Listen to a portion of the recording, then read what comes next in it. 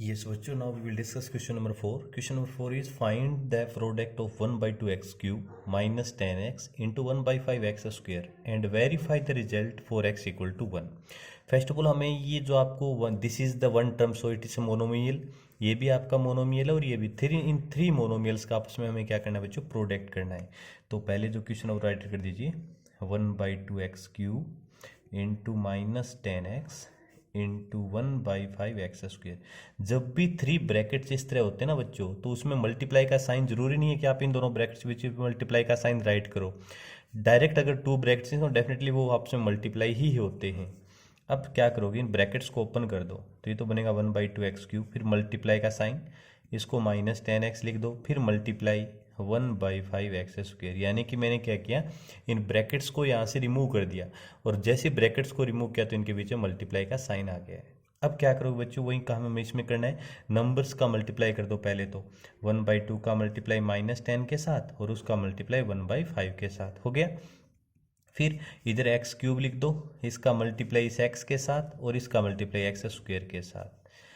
आपको पता है ना 5 से ये जो 10 है वो कैंसिल आउट हो जाए कितने टाइम, 2 टाइम्स. इस 2 से ये वाला 2 कैंसिल कितना टाइम, 1 टाइम्स.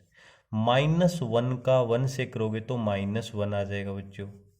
x की पावर 3, यहाँ x की पावर 1 या x की पावर 2, 3 और 1 कितना 4, 4 और 2 कितना 6, तो x की पावर 6 -1 x की पावर 6. अब -1 का जब मल्टीप्लाई इसके साथ करोगे तो 1 को राइट करना जरूरी है. डायरेक्ट आप इसको ऐसे लिख सकते हो -x की पावर 6.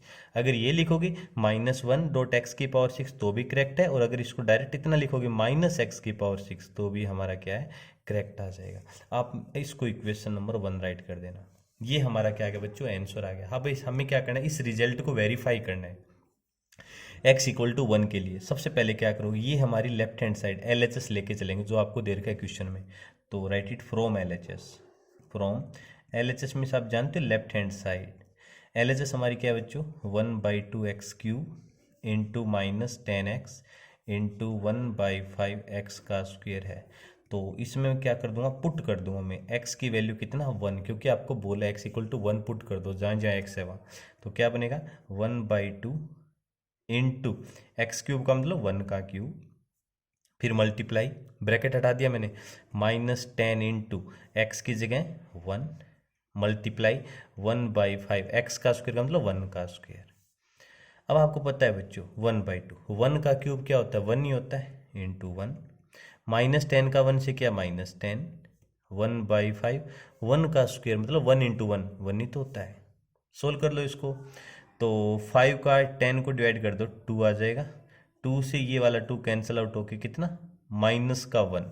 अब देखो क्या बचेगा, 1 इंटू -1 इंटू 1, क्या बचा 1 इंटू -1 इंटू 1.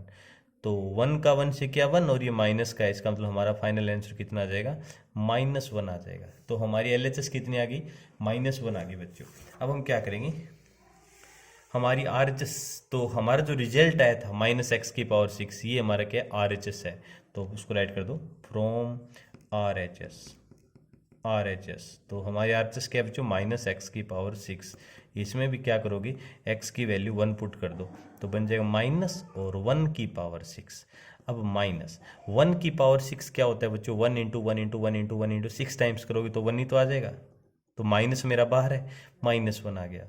तो LHS इज इक्वल टू आ गया हमारा क्या, RHS. इस तरह से हम रिजल्ट को क्या कर सकते हैं, वेरीफाई भी कर सकते हैं. हमारी LHS देखो कितनी थी, -1, और RHS भी आपकी कितनी आ गई, -1. So LHS is equal to RHS. ये हमारा कंप्लीट क्वेश्चन नंबर 4 हो गया है. क्लियर बच्चों, ओके, वेलकम डियर.